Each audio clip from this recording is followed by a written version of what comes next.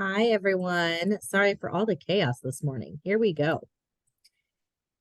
Okay, so we're going to talk about, I'm just trying to minimize the screen real quick. It just does not want to cooperate with me today. There we go. All right. So we're going to talk about the impact of nutrition in substance use recovery. I really like this topic because I do think in the mental health space or the behavioral health world, this isn't talked about enough. So I'm just going to kind of go through this with everyone. Objectives, just talk about how micronutrients aid in substance use healing, how to reduce food cravings, and then just talk about some medical nutrition therapy or just nutrition therapy goals in general for substance use recovery. Okay, so quickly, I want to review the classes of substances. There's several different classes. We have alcohol, caffeine, cannabis, hallucinogens, oh my gosh, inhalants, opioids, sedatives, stimulants, tobacco, and then any other substance use that's kind of taking place these days. Primarily in the mental health or behavioral health space, you will see alcohol, caffeine, opioids is on the rise, cannabis, and then the hallucinogens. Why is that word so hard for me? Goodness gracious. Okay. So warning signs and symptoms to just kind of think of physical changes. We will see significant weight gain or weight loss, bloodshot eyes, could potentially see blackouts. The clients may experience unusual smells, changes in their skin. And the changes in their skin is the changes in their skin tone if they're malnourished or dehydrated.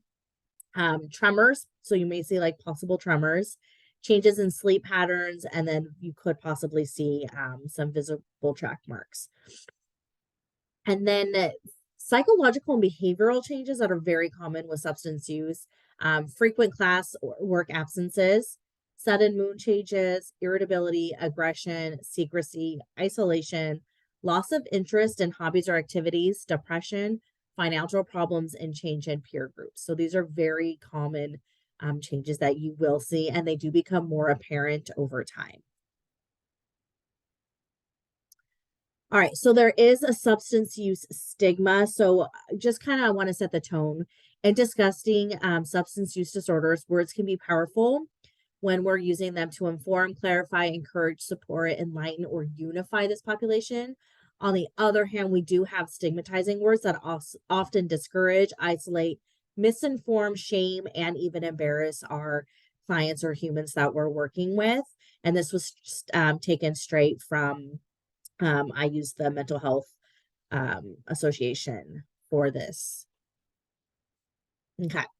So these are language updates. So please stop using abuser, junkie, addict, or alcoholic. Those are stigmatizing terms for these humans. We want to talk about somebody, a person with an active addiction, a person with substance use or substance misuse disorder, a person experiencing an alcohol or drug problem, or you can use a patient if you're referring to somebody who is receiving treatment services. Abuse. So we want to take out the abuse word and we are replacing it in the substance use world. It has been replaced with misuse, harmful use, inappropriate use, hazard use, problem, or risky use. So it's not like they're choosing to abuse. These substances are used in a misused format, if that makes sense. Also change updates. We're asking people to not use somebody who is clean or dirty. When they're using substances, we can say they're negative, they're positive, or they're substance free. Also, user can also be tricky. I'm an alcohol user. Instead, we want to say this person misuses alcohol or specifically referring to the misuse of the substance. This person is engaged in risky use of substances versus saying a user. And then recovering addict, this has been changed to a person in long-term recovery from substance use. Again, we're taking the identifying word out and we're replacing it with what they're going through, which brings more of a human connection to this population. For dietitians, it's really important to know how substance use affects our appetite. So a lot of these humans, they fail to eat, so they're going to have suppressed appetite, and or they forget to eat due to, the influence of the substance that they're using. There's a very common theme of eating poorly, and I'm just going to kind of read this. Those who are addicted to drugs and alcohol tend to prioritize their substance abuse over, that's supposed to be two words, over space, eating properly, not overeating. As a result, their diets do lack in poor nutrition or lack of sustenance. There's a malnourishment component, which can result from failing to eat consistently over time or from the body's inability to absorb nutrients necessary for logical processes, depending on the substance of choice. The body cannot absorb certain nutrients based on the substance that they're using.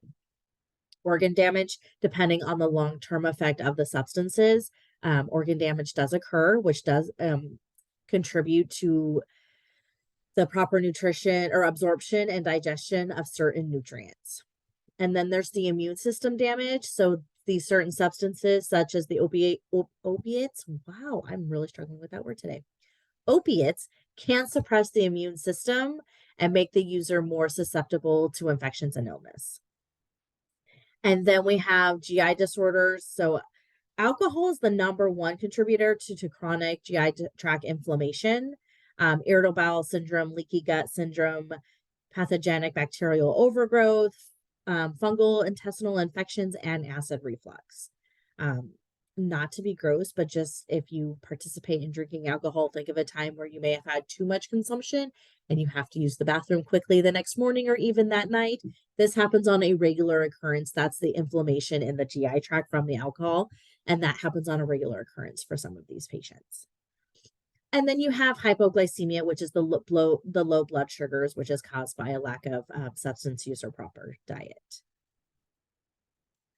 Okay. I really want to get back to the basics of nutrition. This is one of my favorite concepts or terms in the nutrition world, in the behavioral health or mental health space when we're working with our clients. I think we forget sometimes just the baseline and the basic functions that nutrition has on the brain and body. I guess it just really depends on the area of behavioral health that you're working with.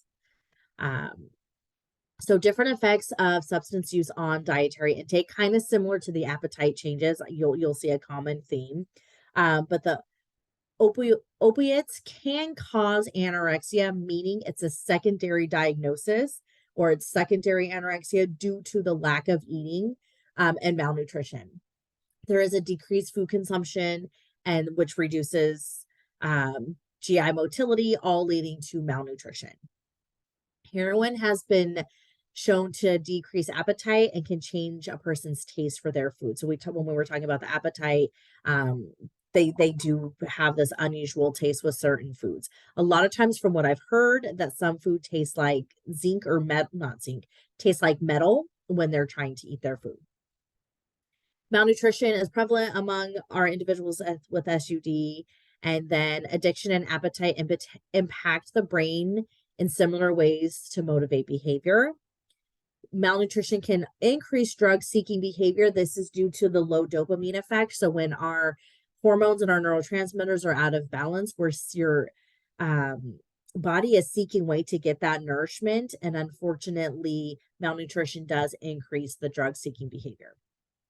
And then treatment is more effective when nutritional support is incorporated. I don't know how many actual substance use programs have dietitians involved in the work. There's a few in Los Angeles, but kind of like nationwide, I really don't know, but it is needed. And then I have this in highlighted. Nutrition influences the body at a gut level, regulating metabolism, reducing inflammation, reducing cell death, and promoting brain growth. So a lot of times with our patients who have substance use, we need to reset the gut microbiome to help restore the gut healing, which then in line goes with regulating metabolism, reducing the inflammation, reducing the cell death, and then promoting the brain growth. These are two articles I put at the bottom. The one on the right was really interesting, and I like how it's super current. Actually, same with the one on the left. These are from 2020 and 2021. There's a lot of newer research that has to do with nutrient intake and its effect in the substance use population. Okay, so kind of understanding the effects and balance of flexible nutrition on mental health for SUD. This is really important because substance use does fall under our behavioral health or the mental health umbrella. So I think it's important to supply our clients with balanced nutrition through balanced and flexible eating. Um, Not having any type of, hold on, I apologize. Hold on one second here. It is loud in my house. Hold on.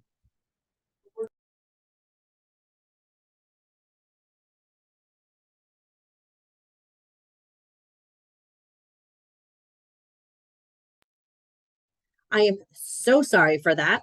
Welcome to the world of webinars, right?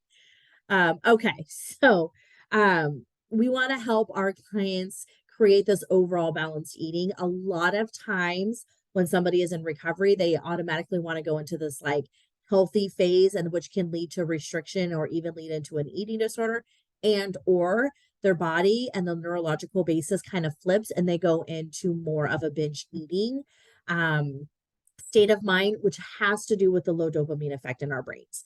So sometimes our brains are just wired differently. So micronutrient deficiencies have been observed in several studies with clients with SUD, specifically deficiencies in our antioxidants, vitamins E, C, A, and iron. And these are our precursors to many of the mechanisms, coenzymes, many of the mechanisms in our neurotransmitter kind of development in space. Okay, so what else is research telling us? I do love the fact that research is now moving away from focusing on one single nutrient because it's not really how we eat. We don't like just focus on iron and only eat iron containing food, right? We eat a balanced and a variety of most foods. So our diet is made up of a variety of different nutrition foods, which have been shown to have the most beneficial effect on our physical and mental health. Also, nutrients derived from balanced eating, such as vitamins, minerals, polyunsaturated fats, and amino acids, support healthy brain function. And then many of these nutrients serve as cofactors for enzymes supporting the synthesis of our neurotransmitters, myelation, cell signaling, and metabolic pathways. This does get tricky. So I also work in the world of eating disorders. So when you're working with somebody with eating disorders and substance use recovery, how do you blend in nutrient rich foods for that healing and stabilization and allowing space for a wide variety of foods, fun foods, and just kind of that overall arching space that there's no such thing as a good or bad food. I think we can articulate this in a really well manner where healing both and we're recovering from both diagnoses. And I love nutrition psychiatry is another passion of mine. And I really feel nutrition psychiatry is that bridge to the mental health space and that bridge to healing eating disorders and substance use, bringing in higher quantities of nutrient rich foods at the beginning of treatment, the beginning of healing, and then we can transition into a wider variety of foods as the body is healing and stabilizing. And again, I'm not saying one food is better than the other. It's just being a little bit more intentional when we're working with these populations. Okay, our poor little carbohydrate brain here. And I may be preaching to the choir, but I'm just going to do some review. Carbohydrates is our energy, right? So without this macronutrient, our brain cannot and will not proper functionally for various reasons. First and foremost, it's because our blood sugar does become unstable and our neurotransmitters become disrupted. So with that, our carbohydrates aid in the production of our serotonin, which is our happy, stable mood neurotransmitter, and it also helps curb excessive food cravings. But here's the trick. Serotonin can help curb excessive food cravings unless you are born with low dopamine levels. If someone is born with low dopamine levels, they are actually going to have more impulsive food cravings for that reward seeking kind of temperament or personality. So it gets a little dicey, but we do need, for the sake of carbohydrates, we do need the serotonin to help with our overall hunger and satiety. And also, kind of like the next bullet point to this is the low serotonin can result in sleep problems, irritability, and depression. Okay. So then we have our amino acids, which is the building blocks of proteins. This is the foundation of our neurotransmitters. And I keep talking about our neurotransmitters because they are really important in our mood stabilization and in our temperament. And the neurotransmitters is one of the things that is mostly affected by the substance use. So when we do have low levels of neurotransmitters, particularly dopamine, this triggers the individual to turn to these substances to make us feel better, right? So the dopamine is our reward and pleasure center neurotransmitter. So if somebody's feeling low or irritable or in a depressive state, they're going to turn to these substances to feel better. It is their soothing mechanism.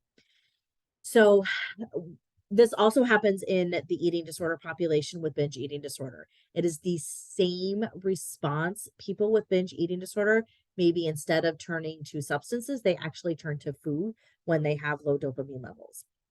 So dopamine is actually made from our tyrosine, and serotonin is made from tryptophan. So if we are not eating enough of our protein, we are not getting enough. We can't break these two substances down to create these neurotransmitters. Now, with the keto diet being all the craze, most folks are probably getting an excessive amount of these two types of protein, but people with substance use are not. So again, if we're lacking either one of those amino acids, so again, tyrosine or tryptophan, the synthesis of our neurotransmitters, they are disrupted, which affects our mood, which increases aggression and the desire for drugs or alcohol.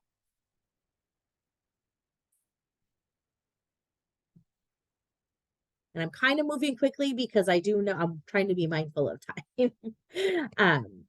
So fats is the brain structure and the maintenance of our mental health. So kind of diving in a little bit deeper, dietary fats affect the brain inflammation and cell membrane integrity. Omega-3s. So I just think of like protection also. Omega-3s and omega-6 directly affect our mood. There's a lot of research that talks about omega-3s. Some people get caught up in terms, but I do like the term brain food because I really do feel omega-3s is that type of brain food that we need for the stabilization and the structure of our brains.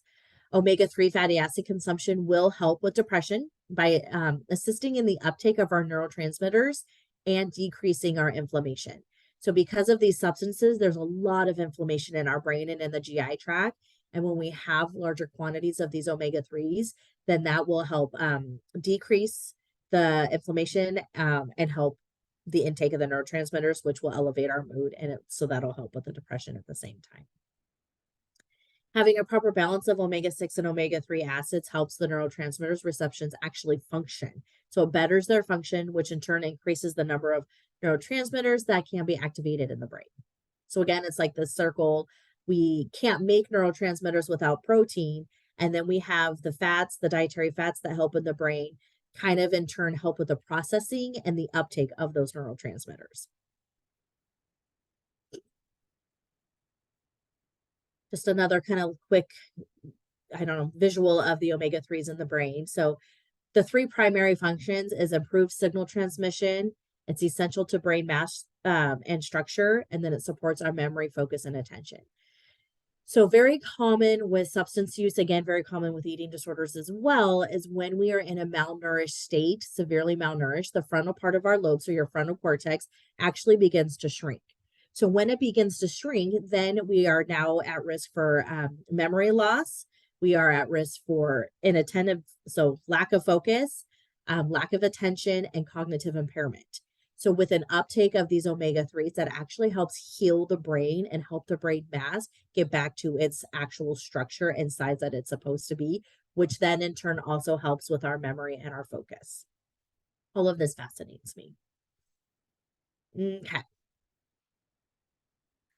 Then what about our micronutrients? So this is this is also like protection of the brain. So specific to substance use, it fights the inflammation. They fight the inflammation in the brain. Helps with brain recovery. So what that is saying is the drugs or substances interfere with the way the neurons send and receive messages via the neurotransmitters. And these micronutrients help with the recovery and help because our micronutrients, again, are those cofactors and coenzymes to our neurotransmitter breakdown, and it helps the ability to get the neurotransmitters from point A to point B. And then we can find that, well, vitamins, minerals, which most of us should know, I'm going to guess, we're all dietitians here, are high in antioxidants, fiber, and then the quick absorbing glucose. I created these charts. I like them because when I was an undergrad, I didn't really learn, or maybe I forgot. I mean, it's been a long time since I've been an undergrad, how certain vitamins and minerals actually work in the brain. And so we know they have a role in the brain, but I really like to know how and why. So when I was in school, I really learned about B12 being a function of like protein, and we only got it from protein sources. But more in my nutrition psychiatry work, it's kind of opened my eyes of how B12 helps with our fluid intelligence, our reasoning, ability to learn, ability for abstract thinking. These are not just, again, I don't know where y'all went to school, but these are not like primary points that we learned about our micronutrients. I want to point out choline, which is needed to make acetylcholine, plays an important role in memory, concentration, focus, and our high order thought process. Also, vitamin C. I don't know about y'all, but I didn't learn really how much vitamin C played a role in our brain. So highly concentrated. It helps in the formation of our neurotransmitters, which helps our cells talk to each other. Again, I always correlated vitamin C with my immune system. So just kind of little tidbits. And then magnesium improves neuroplasticity. Shoot, there's a typo. I apologize. Research has found that zinc may improve thinking power and memory, working in conjunction with B6. And again, this all goes back to our helping our neurotransmitters function appropriately. Then with calcium, just a quick reminder, calcium does act as a second messenger in the brain. Again, I think of calcium, I automatically go to bones and teeth and all the good things. However, I want to bring it back to the brain as well. So when we have a chemical signal that reaches a neuron in the brain, those calcium ions send the signal into the cell by bringing importing proteins together. So again, it just comes back to eating a wide variety of different foods. Balanced, no food is better than the other. And if we have our clients who can't and may not be able to afford a wide variety diet, I love the importance of just adding in a multivitamin. There's no harm in adding in a multivitamin to help.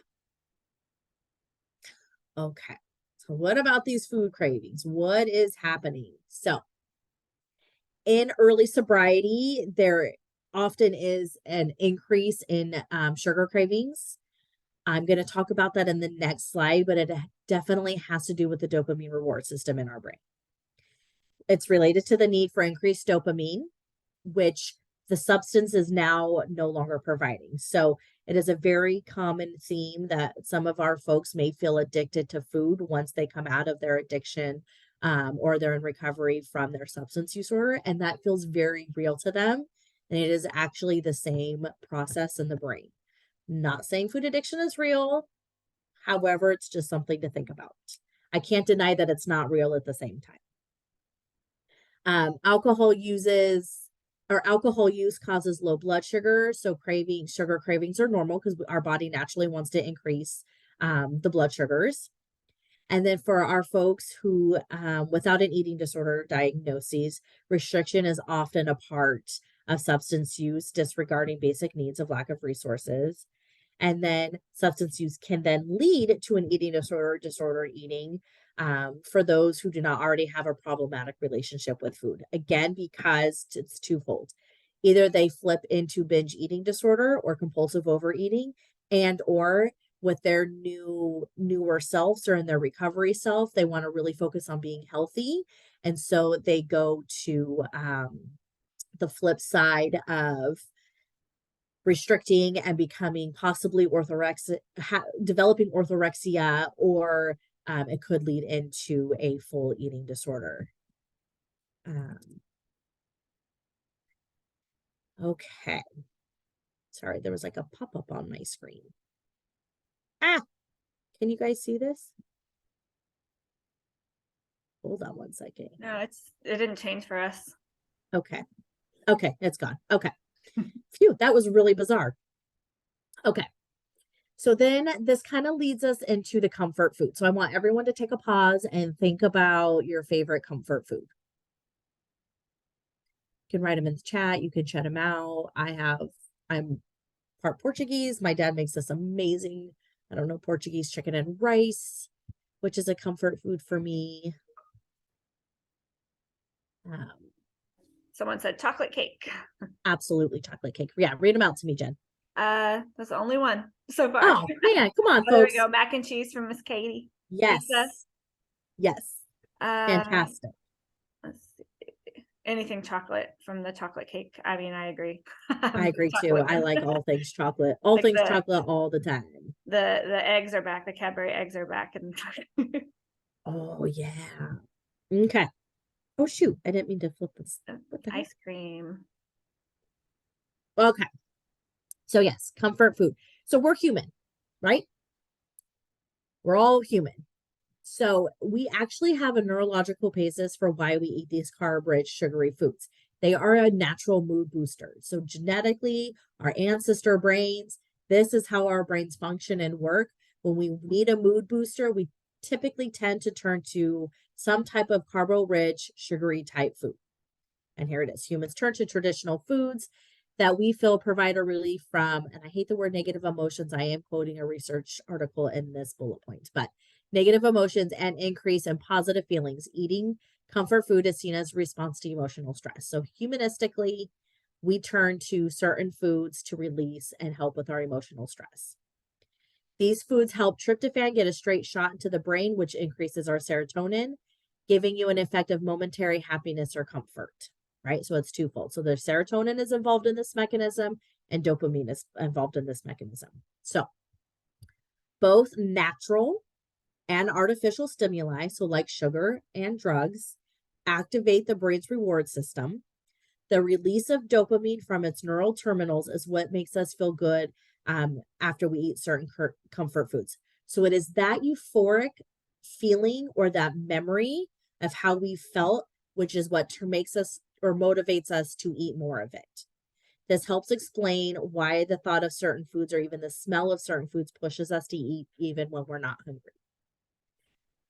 So in our brains, we have this response mechanism with dopamine. And if you have low dopamine, some of us are naturally born with low dopamine. Usually, often people with substance use disorder and or binge eating disorder have lower dopamine levels. So to get that surge of happiness, they turn to substance use and or food to help them feel better or to make them feel better. So if somebody is in the substance use cycle and it's hard, we who are not in who do not take substance use have a hard time figuring out why do they always go back, why is it hard for certain people to recover.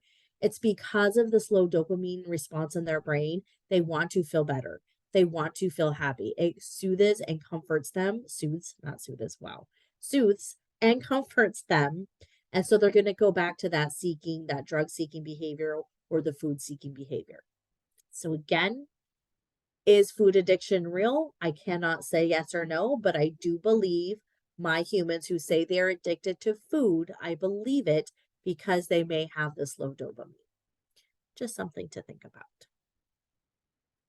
Okay. All right. So what do we do? Some nutrition therapy for substance use. So medical nutrition therapy definitely includes assessment, planning, different nutrition interventions, and nutrition counseling. First and foremost, we want to have labs done so we can correct any nutritional deficiencies and address any other co-occurring medical conditions. Also, we want to watch for the malnutrition and their inability to instability, increase disease risk, and will produce cravings for drugs and alcohol. So we need to be mindful of that. So we want to watch for the continued malnutrition and make sure they're eating an overall well-balanced meal plan, diet, whatever you want to call it these days. So definitely increase consumption of those nutrient dense or nutrient rich foods and antioxidants. This is really important to help decrease inflammation, reduce cell oxidation, and just basically provide the basics of overall wellness and nutrition. Okay. detox medical nutrition therapy. So this is really interesting. And it's going to depend on the person and their drug of choice before entering detox. So somebody abusing stimulants may have gone weeks without any food or water. Someone abusing opiates may have not been eating or just eating like certain foods. Usually it's some type of fast food or convenience store food like chips, most times of the day or even once a day. And then someone abusing alcohol may have only consumed alcohol during drinking days or could range from binge drinking to binge eating at the same time. So for optimal brain recovery and detox, it's advised that we focus on meal planning around the larger food groups. So kind of going back to the balanced eating. So when we are focusing on the larger food groups, we also want to focus on some of our micronutrients within that. We do want to talk about the utilization of omega fatty acids, folate rich foods, those B vitamins, and how we can really make sure the foods containing these nutrients are mixed in with the meal plan.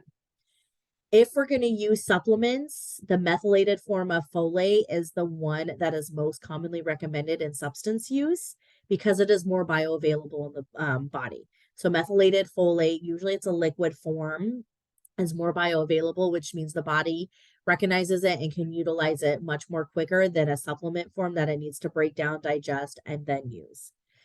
So methylated folate is used to help regulate all the levels of certain brain chemicals, especially our serotonin and dopamine.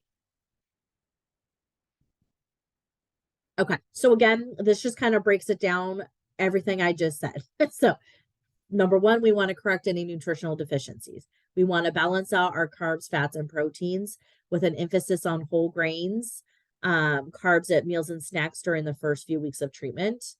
Then if we want to do supplemental nutrition, we can do a supplement.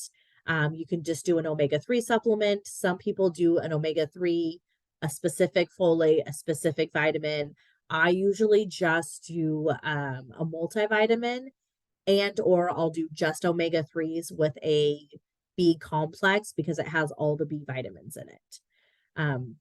Minimize snacks that are high in sugar for the first few weeks of treatment to help alleviate substance use withdrawal and symptoms. Again, this goes back to that dopamine reward, euphoric effect. So we really want to make sure that, again, we're not saying no snacks and high sugar at all. We are just saying we want to make sure that the first few weeks of treatment, maybe even the first month of treatment, we're really just honing in on those nutrient-rich foods. Minimize sugary beverages due to the nature to seek out more sugar when they're coming off. Supplements, ginger ale actually helps with the GI distress and those constant feelings of nausea. And then you can use Gatorade to help with dehydration as well. I did not create this. This is adapted from the Nutrition Therapy for Eating Disorders, Substance Use Disorders, and Addiction. This is written by David Wiss and Therese Waterhouse. If you don't know them, I would highly look up David Wiss. He has done extensive research in the substance use world and in the nutrition psychiatry world. He used to be a part of BHN years ago, but this is from one of their research articles, which I found really helpful. So this is their specific recommendation for substance use. So if we're doing polysubstance use involving alcohol, they recommend a multivitamin that's low metal, additional B vitamins, and a diet rich in A, C, E, selenium, and iron. And then the use of probiotics if there's any type of GI distress. Opiates. Also, this one is the liquid multivitamin, and then additional B6, digestive enzymes, probiotics, and fiber if they're constipated. Cocaine, a multivitamin that's low in metal, omega-3s, a protein-rich diet, and then if someone was using meth, a multivitamin with no iron, and the iron, because of their altered taste, everything has a metal or metallic taste. So we want to say no iron. And then omega-3s, protein rich, lower refined carbohydrates, and then a diet rich in vitamins A, C, E, and selenium. And then these are just some vitamin and mineral resources that they put as well. I found this to be super, super helpful. Again, I wish I was the genius who created this, but that is not me. That's okay. These are the main resources I used. Yeah, I love sharing my research articles. And that is it. Any questions? Awesome. Thanks for that. I'll just say No that problem. I actually just interviewed David Wiss for the Memphis Oh, Spotlight. He is fascinating to talk to. yeah, So he will actually be on the newsletter when it comes out next month, good. I think. Yeah, But yeah, he's yes. amazingly, yeah, he's really interesting to talk to. So He's very controversial in the eating disorder world, which I love because it challenges us and forces us to think differently. And he does believe in food addiction, and I think it's just fascinating all around. But yeah, yeah, he's he actually did touch a little bit when we were talking about how difficult it is and the different approaches to treating substance use and eating disorders and trying yeah, to combine them. And yeah, he's really interesting. So I'll yeah, keep an eye out for that. yes, I don't have any questions in the chat. Do y'all have any? You can unmute yourself. You can private yeah. message me. Oh, let me turn off the recording real quick, just so Okay. everybody feels more comfortable.